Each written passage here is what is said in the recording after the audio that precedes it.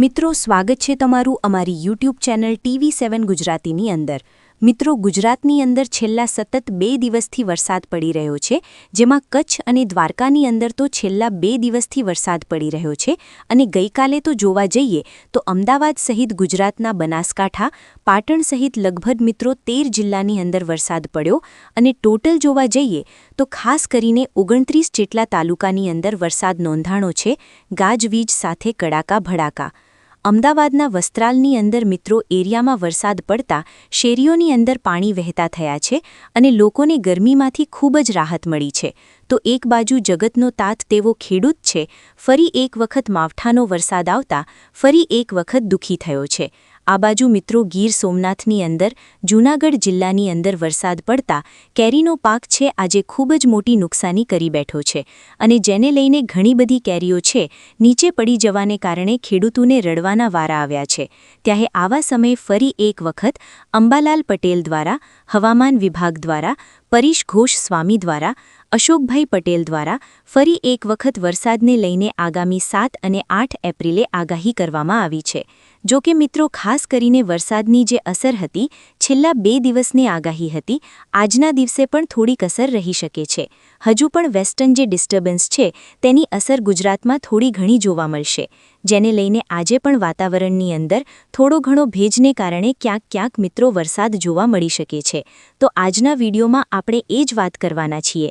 મિત્રો આજે ક્યાં વરસાદ પડી શકે છે, હવામાન વિભાગે ક્યાં વરસાદને લઈને આગાહી આપેલી છે, આગામી 15 દિવસ કેવા રહેશે, ગરમીને લઈને ખૂબ જ ભયંકર આગાહી છે, તાપમાન છે 40, 41, 42 ડિગ્રી સુધી વધાવી શકે છે, કઈ તારીખથી તાપમાનની અંદર વધારો થશે, તેમજ મિત્રો 7 અને 8 તારીખે કેવા વરસાદની આગાહી છે, તો આ તમામ માહિતી મિત્રો આજના વિડીયોમાં આપણે જોવાના છીએ। તો આ વિડીયોને અંત સુધી જોજો, તેમજ અમારી YouTube ચેનલ TV7 ગુજરાતી પર આપ નવા હોવ તો ચેનલને સબસ્ક્રાઇબ કરી દેજો, તેમજ મિત્રો આ વિડીયોને લાઇક કરી દેજો। તો મિત્રો જોઈ શકો છો ગઈકાલે કંઈક આ રીતની આગાહી હતી। 3 તારીખે કચ્છ સહિત મિત્રો જૂનાગઢ, દ્વારકા, અમદાવાદ પરંતુ ખાસ કરીને ખૂબ જ તેજ પવનને કારણે માત્ર મિત્રો 13 જિલ્લાની અંદર વરસાદ નોંધાણો અને 29 જેટલા તાલુકાની અંદર વરસાદ નોંધાણો। બધી જગ્યાએ વરસાદ જોવા ન મળ્યો। તો હવે મિત્રો સીધી ડાયરેક્ટ વરસાદને લઈને આગાહી છે। 7 તારીખે વચ્ચે મિત્રો વરસાદની આગાહી નથી, જો કે વાતાવરણ છે થોડું ધૂંધળું રહેશે, તાપમાન થોડું ઊંચું જઈ શકે છે, પરંતુ વરસાદને લઈને આગાહી નથી। સીધી મિત્રો 7 અને 8 તારીખે વરસાદને લઈને આગાહી છે, જેમાં 7 તારીખે માત્ર કચ્છ, બનાસકાંઠા અને સાબરકાંઠામાં છે, કારણ કે હવે જે વેસ્ટર્ન ડિસ્ટર્બ આવવાનું છે તે મિત્રો રાજસ્થાન, હિમાચલ પ્રદેશ, મધ્યપ્રદેશ એને વધારે અસર કરવાનું છે, જેને લીધે સૌરાષ્ટ્રની અંદર મધ્ય ગુજરાત કે દક્ષિણ ગુજરાતમાં તેની અસર જોવા નહીં મળે અને તમે જોઈ શકો છો ખાસ કરીને વરસાદ પણ વહેલી સવારે 1 ઇંચ જેટલો વેરાવળની અંદર, ગીર સોમનાથની અંદર, દ્વારકાના કલ્યાણપુરની અંદર ખૂબ જ ભારે વરસાદ છે પડી ચૂક્યો છે, જેને લઈને ફાયદો કરતા ઘણી જગ્યાએ નુકસાની પણ વધારે જોવા મળે। તો ગઈકાલે વરસાદે બઘડાટી બોલાવ્યા બાદ હવે મિત્રો કોઈ વેસ્ટર્ન ડિસ્ટર્બન્સ નથી, જેને લઈને ગુજરાતની અંદર આજે વહેલી સવારે થોડુંક મિત્રો વધારે ઝાંકળ છે એ જોવા મળી શકે છે, પરંતુ ખાસ કરીને વરસાદને લઈને મિત્રો બપોર પછી જોવા જઈએ તો દક્ષિણ ગુજરાતની અંદર ભાવનગર, અમરેલીની અંદર મિત્રો ક્યાંક હજુ પણ પટ્ટા દેખાય છે। હવામાં રહેલા ભેજને કારણે અહીંયા તમે જોઈ શકો છો ભાવનગર, અમરેલીની અંદર તેમજ મિત્રો દાહોદ, ગોધરા સહિત દક્ષિણ ગુજરાતની અંદર વરસાદને લઈને મિત્રો આગાહી છે, કારણ કે મધ્યપ્રદેશ, મહારાષ્ટ્રની અંદર ખૂબ જ વરસાદ પડી। તો આજે મિત્રો આપણે જેમ વાત કરી કે ખાસ કરીને હજુ પણ મિત્રો ભેજ છે એ ટકી રહ્યો છે અને આ ભેજને કારણે જ ગુજરાતની અંદર ક્યાંક પણ મિત્રો ગઈકાલે જોવા મળ્યું એટલો નહીં, પરંતુ તેના કરતાં ઓછો અને આ વખતે મિત્રો નવા એરિયાની અંદર વારો આવશે। આપણે પહેલા દિવસથીને જ મિત્રો આગાહી કરતા આવ્યા છીએ કે સૌપ્રથમ વારો છે પહેલા દિવસે કચ્છ, દ્વારકા અને પોરબંદરમાં આવશે, બીજા દિવસે અમદાવાદ, મહેસાણા સહિત ઉત્તર ગુજરાતનો વારો આવશે અને ત્રીજા રાઉન્ડની અંદર આપણે વાત કરીએ દક્ષિણ ગુજરાત સહિત ભાવનગરનો આવશે।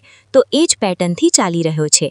2 તારીખે આ જે વિસ્તારમાં વરસાદ પડ્યો 3 તારીખે આ વિસ્તારમાં વરસાદ પડ્યો અને 4 તારીખે મિત્રો અહીંયા તમે જોઈ શકો છો ભાવનગર સહિત દક્ષિણ ગુજરાતની અંદર વાતાવરણની અંદર પલટો આવી શકે છે, જેમાં દરિયાકાંઠાના વિસ્તારોની અંદર વહેલી સવારે અને બપોર પછી જો વાત કરવામાં આવે તો ખાસ કરીને દરિયાકાંઠાથી જે દૂર છે એ વિસ્તારમાં પવન પડે ત્યારે મિત્રો વરસાદની આગાહી છે।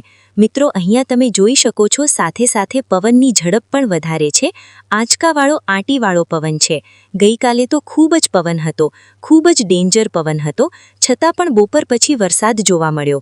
આજે પવનની તીવ્રતા ઘટી રહી છે, તો આજે પણ મિત્રો એવી જ વરસાદને લઈને શક્યતા છે, પરંતુ નવા એરિયામાં દક્ષિણ ગુજરાતમાં ભાવનગરની અંદર આ વિસ્તારોની અંદર વરસાદ જોવા મળી શકે છે।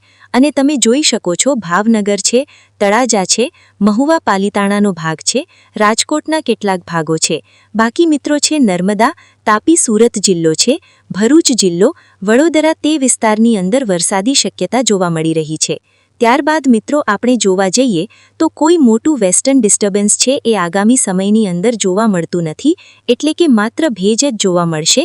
અને વરસાદને લઈને આપણે જે 7 અને 8 તારીખે આગાહી કરેલી, શા માટે કરી તો એક જોરદાર વેસ્ટર્ન ડિસ્ટર્બને અહીંયા છે એ આવી રહ્યો છે અને તેની હિસાબી કેટલોક ભેજ છે એ ગુજરાત તરફ મિત્રો જોવા મળી રહ્યો છે।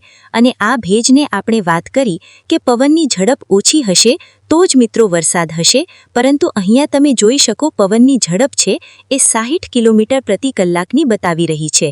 આ 7 તારીખે તો વરસાદને મિત્રો અહીંયા પૂરેપૂરી શક્યતા નકારી શકીએ, એટલે કે જોઈએ એવો વરસાદ છે આ વિસ્તારમાં જોવા નહીં મળે, પરંતુ મિત્રો ગાજવીજ સાથે કડાકા ભડાકા સાથે ક્યાંક પણ વરસાદ છે જોવા મળશે।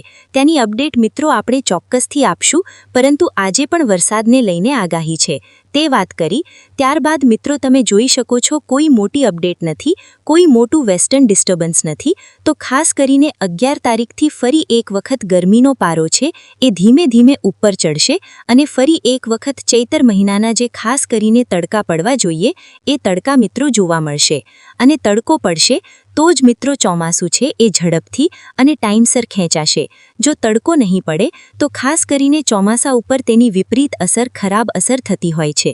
હવે આપણે મિત્રો તાપમાનની વાત કરી દઈએ એટલે તમને વધુ ખ્યાલ આવે કે ખાસ કરીને આગામી સમયની અંદર તાપમાન કેવળ તો હાલ મિત્રો જોવા જઈએ તો વરસાદને લઈને આગાહી છે તો તાપમાન છે એ 32, 33 અને 35 ડિગ્રી છે એ જોવા મળી રહ્યું છે।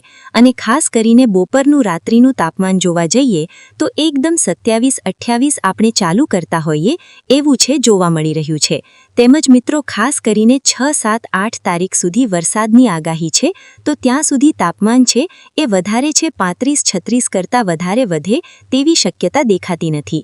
પણ જેવું મિત્રો ખાસ કરીને 10 તારીખથી વરસાદની આગાહી પૂરી થશે તેવું જ મિત્રો અહીંયા તમે જોઈ શકો છો અમરેલી, અમદાવાદ સહિતના ભાગોની અંદર 37 ડિગ્રી તાપમાન છે એ જોવા મળી રહ્યું છે। દરરોજ મિત્રો 1 ડિગ્રી વધતું જાય છે। અમરેલીમાં 38 ડિગ્રી તાપમાન છે એ જોવા મળી રહ્યું છે। ત્યારબાદ મિત્રો 12 તારીખનું તાપમાન પણ જોઈ શકો છો ધીમે ધીમે વધતું દેખાય છે। 38 અને 14 તારીખે તો તમે જોઈ શકો છો 41 ડિગ્રી સુધી તાપમાન પણ આગામી સમયની અંદર પહોંચી જવાનું છે, એટલે કે ભારે ગરમીનો રાઉન્ડ છે એ આગામી સમયની અંદર જોવા મળવાનો છે। ખૂબ જ ગરમી છે એ તમે જોઈ શકો છો 40 ડિગ્રી સુધી તાપમાન છે એ બતાવવામાં આવી રહ્યું છે, એટલે કે આગામી સમયની અંદર 37, 38 ડિગ્રી સુધી તાપમાન છે એ જવાનું છે। અહીંયા તમે જોઈ શકો છો કે મોડી સાંજ સુધી પણ 38 ડિગ્રી સુધી તાપમાન છે એ જોવા મળી રહ્યું છે અને રાત્રે તમે જોઈ શકો છો 40 ડિગ્રી સુધી તાપમાન છે એ બતાવવામાં આવી રહ્યું છે, એટલે કે આગામી સમયની અંદર ખૂબ જ ગરમી પડવાની છે। દિવસ દરમિયાન ખૂબ જ તાપ પડશે અને જેને લઈને તાપમાન છે એ 41 ડિગ્રી સુધી પણ જઈ શકે છે।